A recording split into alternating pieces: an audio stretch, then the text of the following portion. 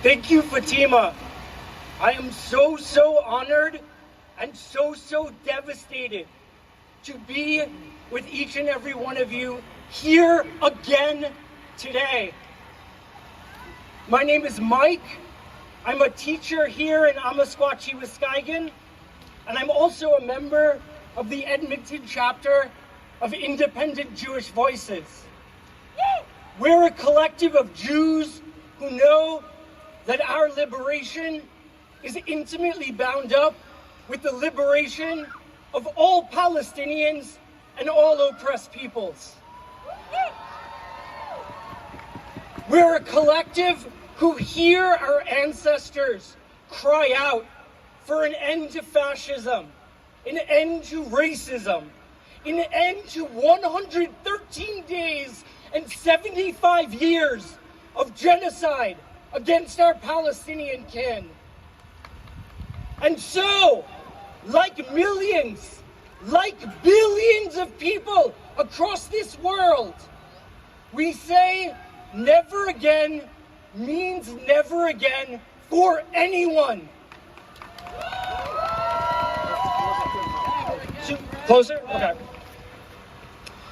As you may know, yesterday, January 27th, was International Holocaust Remembrance Day. Each one of you honors the memory of the millions who died resisting genocide and fascism. When you resist genocide and fascism today and every day, each one of us honors the victims of the Holocaust when we insist that our mourning cannot be separated from our militant love for justice. And so, as we gather today, in our mourning and in our militancy, I want to be very clear. It is not us, but Zionists and their Canadian, US, and European sponsors who deny the Holocaust. They deny the Holocaust by taking it out of history.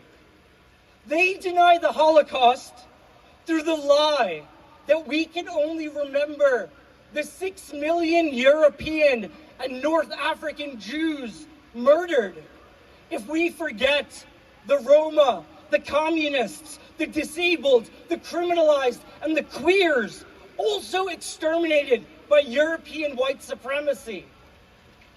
They deny the Holocaust by erasing the fact that the Nazis who killed my Bubby's cousins wore the same brown shirts as the fascists who colonized, tortured, and genocided the Over-Herero and Nama peoples. They deny the Holocaust in their anti-Black contempt for Namibia, South Africa, and the Global South.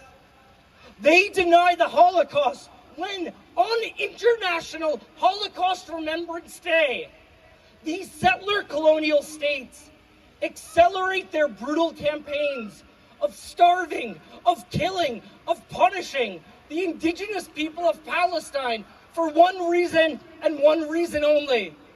They refuse to disappear. They deny the Holocaust in their barbaric effort to sever Shoah from Nakba, catastrophe from catastrophe, me from you. Shame. Shame. What I'm trying to say here is that Zionism, like all projects of colonialism and racial terror, is built on the ongoing violence of separation. We know that this violence of separation entails, foremost, the separation of the Palestinian people from their lands through dispossession, ethnic cleansing, occupation, captivity, and genocide.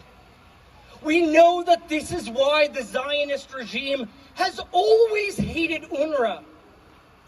UNRWA is just another reminder that Palestinians refuse to forget who their colonizers are, refuse to forget that they are refugees, refuse to forget their righteous right of return. And yet, even as my Palestinian comrades resist this unbearable violence, they also teach me, in their infinite generosity to Jews, to our unhoused neighbors, to this world, about another violence of the Zionist project that we all must learn how to resist. The attempt to separate our communities, to forget our histories of entanglement, of the unpayable debts that we owe to one another. As the great poet, sorry, I'm an English teacher, as the great poet Mahmoud Darwish says, there's nothing left of me but you, and nothing left of you but me.